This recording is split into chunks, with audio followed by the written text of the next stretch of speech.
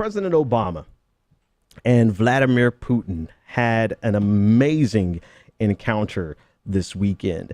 And I want to talk about the substance of it, as well as some things that are not as substantive, but are absolutely interesting. I'm going to pull an image up on your screen, and you can see this ice cold stare between two leaders of the greatest powers on the earth.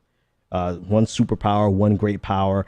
President Obama staring down Vladimir Putin, and Vladimir Putin staring up to President Obama.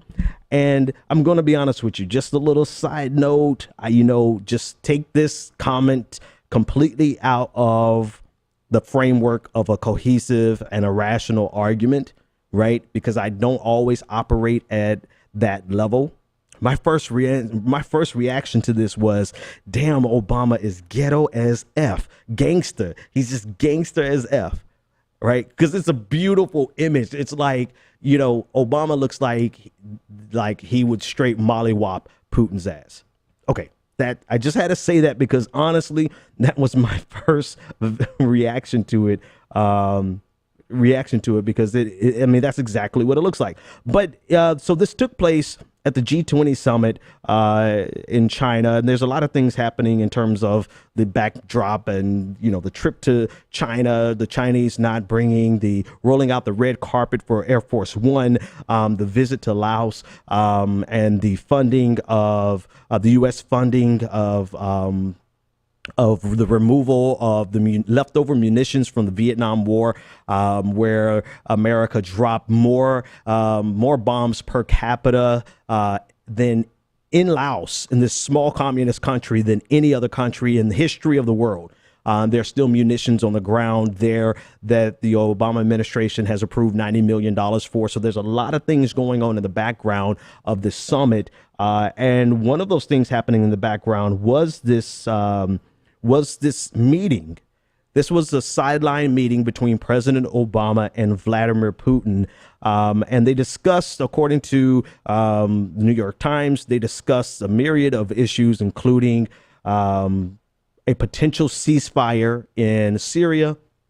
They discussed the alleged hack of the DNC and the DCCC allegedly by Russians. And not just Russians, but allegedly by the Russian government. Vladimir Putin he still denies that. They discussed that. They discussed a lot of things, and President Obama described it as meaningful, serious. He described it as candid, blunt, and businesslike. But there still was no breakthrough, no significant breakthrough of any type. Vladimir Putin actually made a comment about his meeting. It was a 90-minute long meeting, so it went longer than they expected, and it lasted. They covered a lot of issues of the meeting. Vladimir Putin said, "We can say that our mutual work with the U.S. in fighting terrorist organizations, including in Syria, will be significantly improved and intensified." So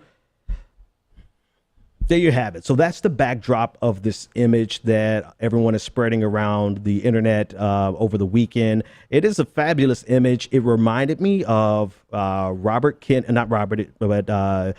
F. Kennedy meeting with Khrushchev. Was he the Russian premier? Well, not Russian premier, but I forgot his official title on the Soviet Union, the Soviet premier. And the picture of John Kennedy and Khrushchev is not as intense as this picture from President Obama and Vladimir Putin, but the substance underneath the meeting between Khrushchev and Kennedy reflects what this image conveys. You can mix and match them. Because in the meeting with Khrushchev and Kennedy, they were discussing the implications of a nuclear war. And Kennedy stated that he had never met a man like Khrushchev who casually, and I'm paraphrasing at this point, who casually dismissed the implications of using nuclear weapons. And within the first 10 minutes of using nuclear weapons, 70 million people would die. And to that statement, Khrushchev said, "So what?"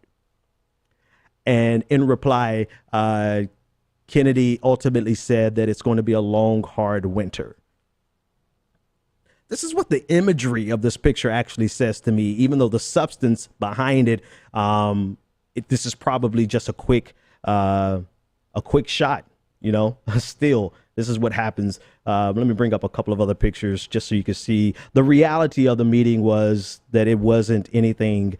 You can see in this image, they're cordial, they're shaking hands, no big deal.